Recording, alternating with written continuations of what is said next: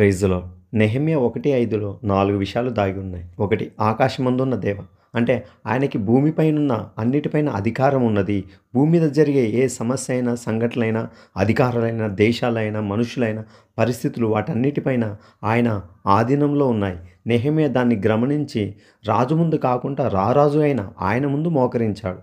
2, భయంకరుడైన గొప్ప దేవ, అంటే దేవుడు మనల్ని శిక్షించేవాడు కాదు, భయపెట్టేవాడు కాదు.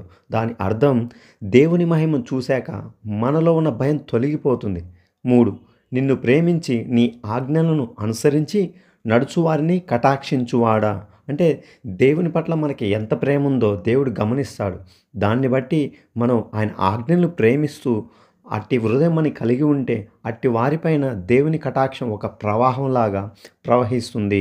4, వారితో నిబంధనను స్థిరపరచువాడా, అంటే దేవుని నిబంధన స్థిరమైనదిగా మన పట్ల చేస్తాడు. మన బలహీన పడినా సరే ఆయన నిబంధన ఎప్పటికీ కదలకుండా నిబంధన స్థిరపడి ఉంటుంది.